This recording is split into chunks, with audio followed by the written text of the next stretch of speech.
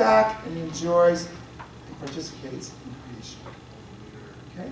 So, he has a beer. Right. A good stout. None of that wimpy stuff like a Pilsner. Okay, so if you've heard this talk before, please be quiet. So, what do you notice about this? Not opposites. Complementary. Very good. Okay, you get an A+. Right. Okay. So day one, God creates light and dark, and what is the bodies for light and dark? Sun and moon.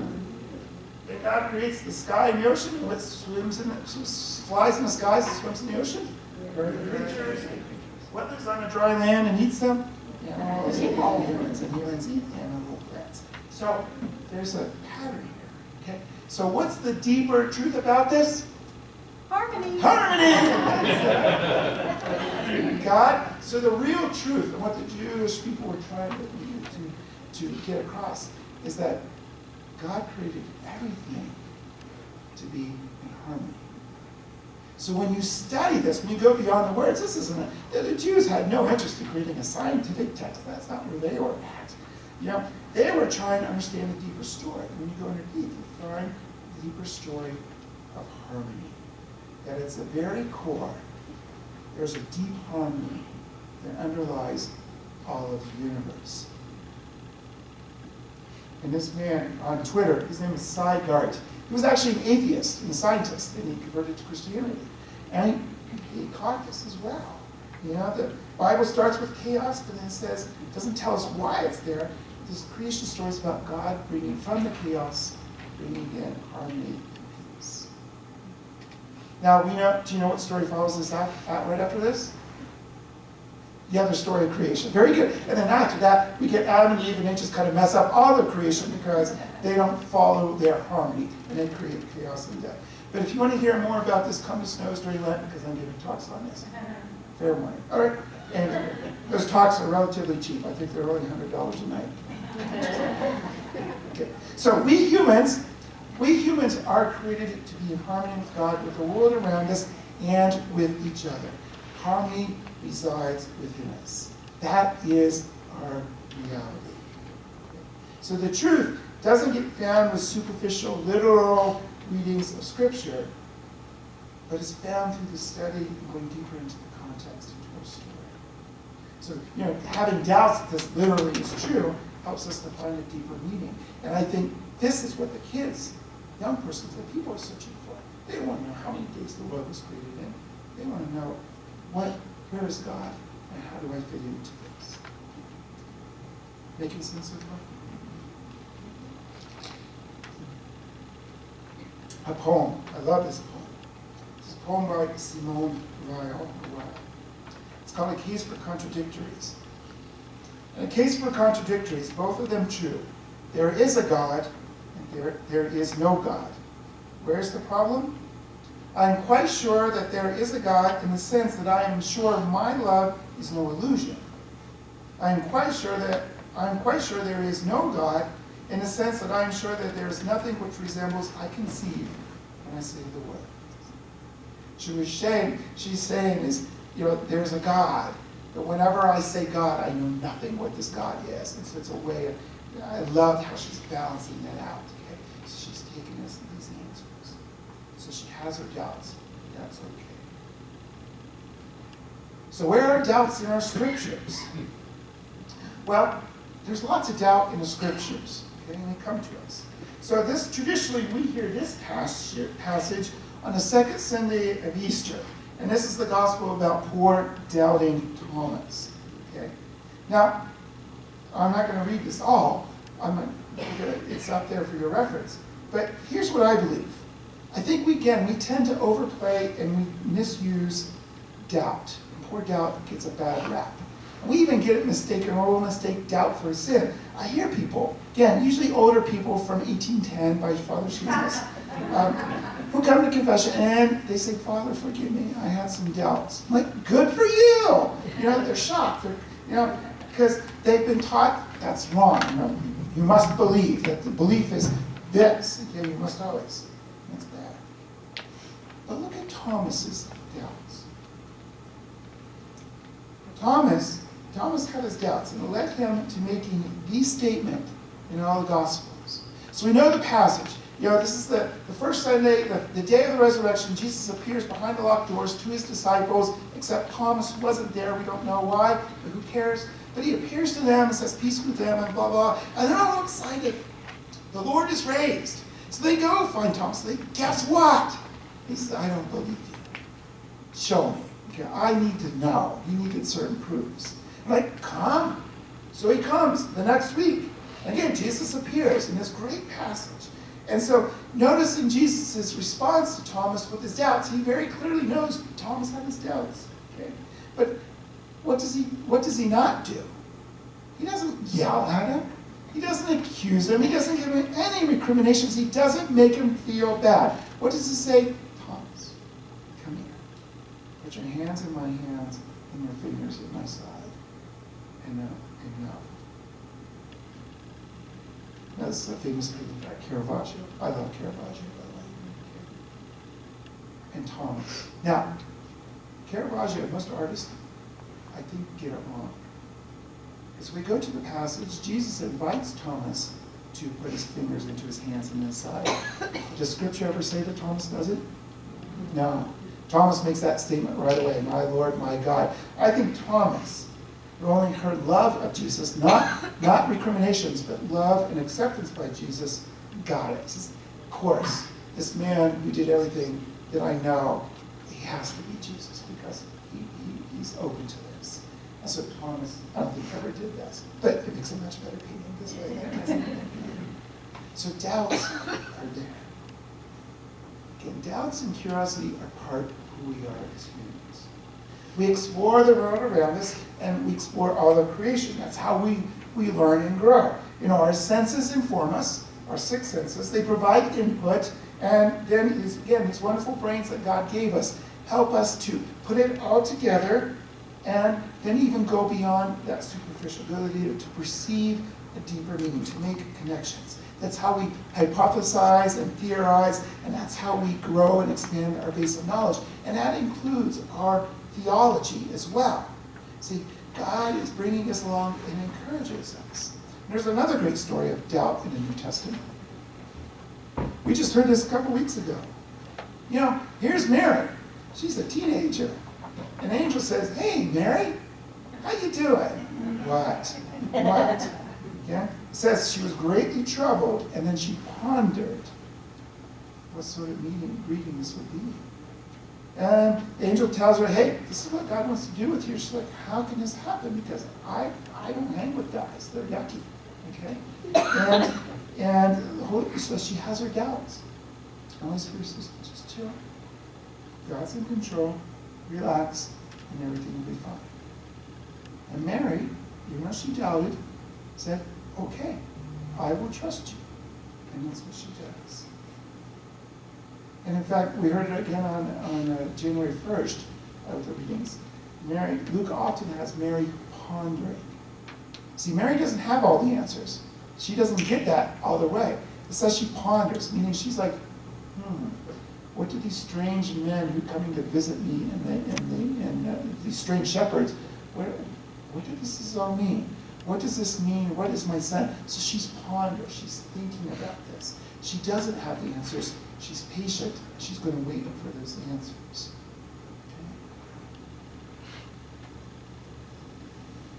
Okay. Again, Sagart. He says, in science, when you believe you've found the final answer and your quest for understanding some aspect of nature is over, you're probably wrong. Okay? And the same thing can be said in understanding the Word of God in the Bible. Nothing worthwhile knowing is ever simple. How do we say it in other ways? If you think you know it, you don't know it. If you don't know it, then you know it. Okay? So scientists are the same way. Okay? Again, he's writing from science. So it's a very human condition. For centuries, the prevailing belief was that the world has always been as it has been. Again, only 7,000 years old. So everything that looks, the way the mountains were, the way that the rocks are, the way that the rivers are, the way everything was, has always been that way. But then some geologists, although they don't call geologists, they were called naturalists, began observing the world around them. And they found, rocks kind of doing all kinds of neat things like that, saw some processes going on. They began to question, maybe this isn't the right thing. And then during the 1800s, after more observations and studying, thinking, and of course, by that time they're sailing and making more accurate maps. And like we do as kids, when you look at a globe and a map, you see South America and Africa. It looks like, wow, it looks like they could fit together, like a puzzle piece. They begin to realize, maybe things weren't always this way. They begin to have doubts and questions, and they sought for the deeper truth. And of course, today, we believe and estimate the world is around 4.5 billion years old. And through plate tectonics, everything is always getting backed up. This used to be the bottom of the sea. If you want to go sooner, a couple 100,000 years ago, we were beneath a giant lake, Bahan, thank you. And imagine you trout swimming around here. Okay. So we know that the world changes. And also, in the latter 1800s, as the centuries come into the close, physicists have thought they were this close to knowing it all. Okay? They just had a few questions they asked. They had Sir Isaac Newton's, all his formulas, so they could predict planets and where they're going to be, the comets. They had the telescopes, they could see all the stars, and they thought they saw all the entire observable universe. So they were worried, because they said, well, as soon as we answer these next few questions in the next few years, we're going to be out of a job. What are we going to do?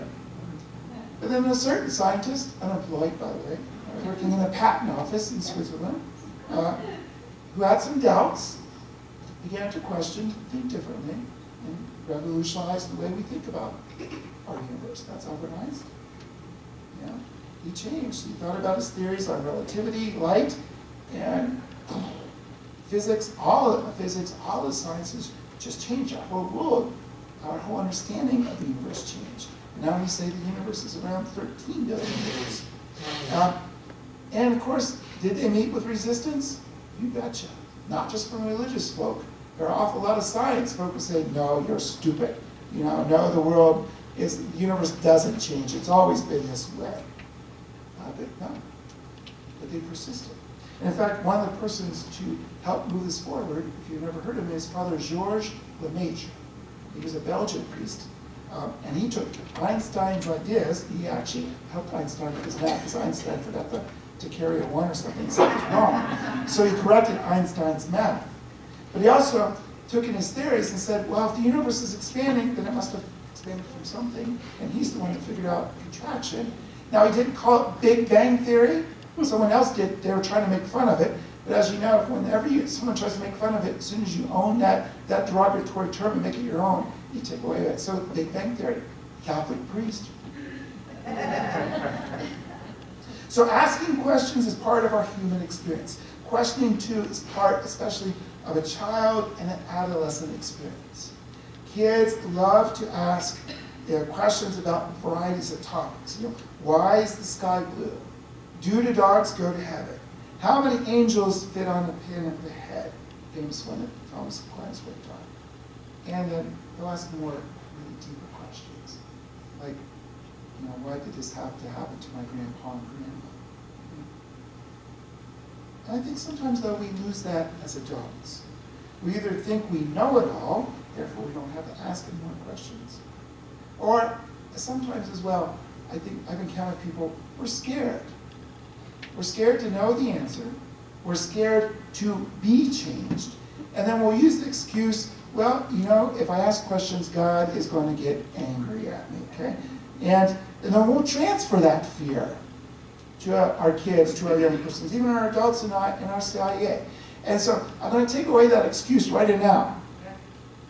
Okay, so when we say God's going to get angry for me for doubting, or God's going to get angry at me for asking these questions, I tell this to lots of people when they come in and ask me about God. I said, well, what was God's response to that? The crucifixion. That's the same answer they give me too. So I say, well, did God get angry at us for killing his son? Did he get back at us? Did he chastise us? Did he make us do recriminations? No. He gave us back Jesus in the resurrection. Brought him back to life and said, here you go again. Okay? That's how much I love you. So, if God didn't get angry over that, is God going to get angry when we have doubts? Is God going to get angry when we start questioning about things? And I think this applies to our faith questions and our scientific questions. I think it's proper to who we are as God created us as humans. So what to do then with those questions and our doubts? Now, if someone comes to you and asks, you're teaching someone or your grandkids or your kids, and they say, I don't believe that, or I have doubts. Okay, what's the first thing to not do? Don't take it personally. All right? Okay. I know some people who have become agitated, angry, scared of those questions because, again, they say it's an offense to God. But I say to them, in fact, I just had this happen last week. I'm making sure she's not here. Good, she's not here.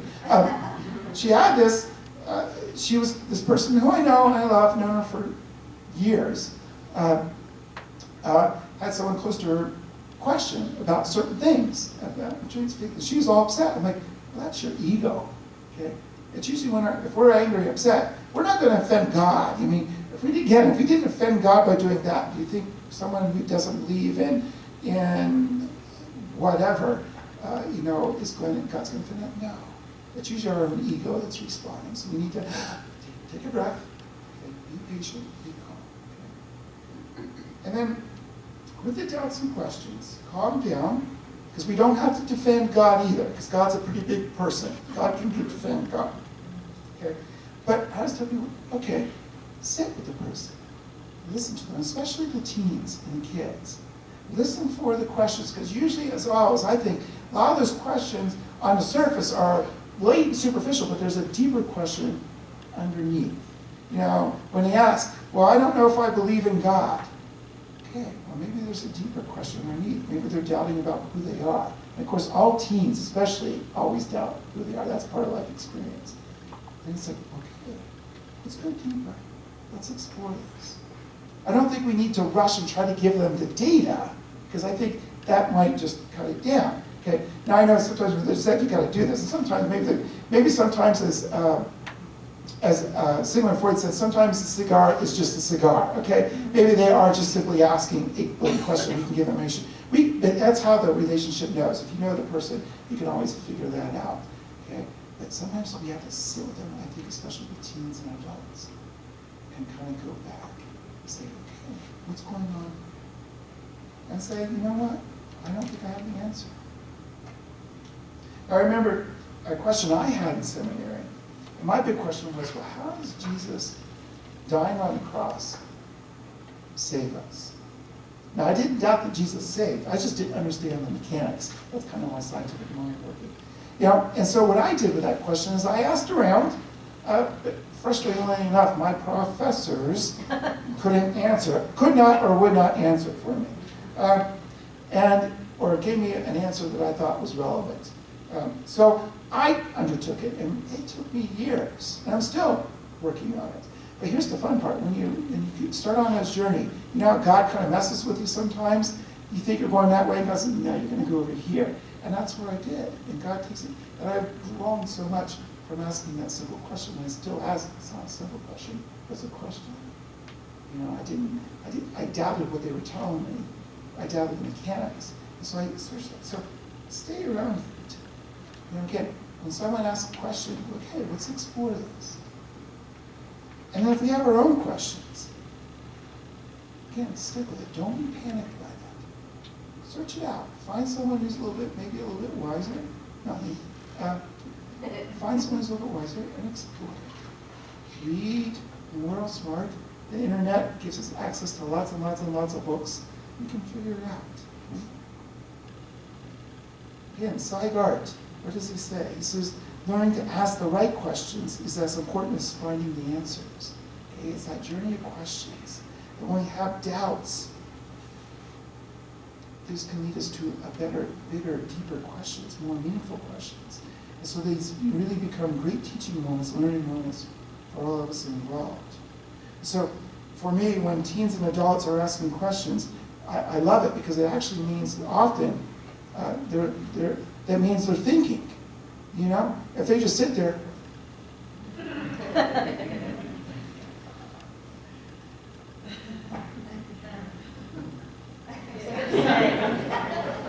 And then class is over and they're out the door, then that means I'm probably not having an impact. They're closed off. But when they start asking questions, even for challenging ones, then that means they're engaged. And the Benedictines, in their history, calls us really ongoing conversion. That our conversion, you know, we're not converted at the moment of our baptism. Our conversion is a lifelong process. It's about transformation. And information is a means to that transformation, but it's not the only thing. And so we are called to mature and to a greater, really a deeper appreciation of reality, to really go out and be amazed by this world and all the reality. So when we have those doubts, again, don't be fearful of them. That becomes a step into exploring the world around us, and there's nothing to be feared in them. But again, just opportunities for us to grow in faith. Amen? Amen. Okay. Dare I ask any questions? Yes, sir. Well, it's not so much a question as a comment. Going all the way back to your opening comments regarding your using swimming, I think that's part of the responsibility of water. Yeah, I think all the responsibility is ours. You do such a horrible, poor job of explaining the connection between what's actually happening in life and what God's word is in it. Could I even give you a deeper level? It's not your fault. It's our fault as clergy. But by the same token, I didn't get it until I was over 70 years old in my RCIA class. Yeah. When we got to kicking around down at Father Chuck's RCIA last winter regarding the living God. Mm-hmm. And that is the answer to why when we take a sperm and hold them and put them together this year, that next year's crop is going to be just a little bit different. And then the sperm over and that crop and the results will be just a little bit different. Mutations. And over 2 billion years we call that. Well, science calls it evolution. Right. And we don't answer it. Well, we believe in evolution, but we honor a thing to that. But here's what my point is to you is, often, again, it's that mentality, we just teach the basics. And because I think sorry, my friends, I think we've got it wrong. We think about salvation the wrong way. My Snows people know this because I'm preaching about it all the time. Okay, we think it's all about getting to heaven, and it's not about getting to heaven. It's about living life in the full and being disciples of Christ, of God, here in this world. And so, when we have that relationship, that becomes fuller, and that becomes deeper. If it's all about getting in heaven, then we just follow these rules and these codes, get baptized, confirmed, get married in a church, and you're good to go. Well, no. Or if you die, happen to get a priest and he'll slap that oil on your head and you can slide into heaven. Okay? And other people think that too. That's not it. So, right, we've done a poor job, we as priests, clergy, have done a poor job in educating ourselves and catechizing people, and we as adults have done a poor job. But again, it's not intentional. We didn't intentionally not do it. It's just we were never given that depth. And I think, like you got it later in life. I actually got it later in life. 30s and 40s and 50s. I'm 54 now. So it's always changing. So there's always the opportunity. So, yeah. As parents, when we've done all the right things and we've, had our children receive all the sacraments, how do we deal with it when they're in their 20s and they don't go to church because they have doubts and curiosity? Do you want your inheritance? Yeah.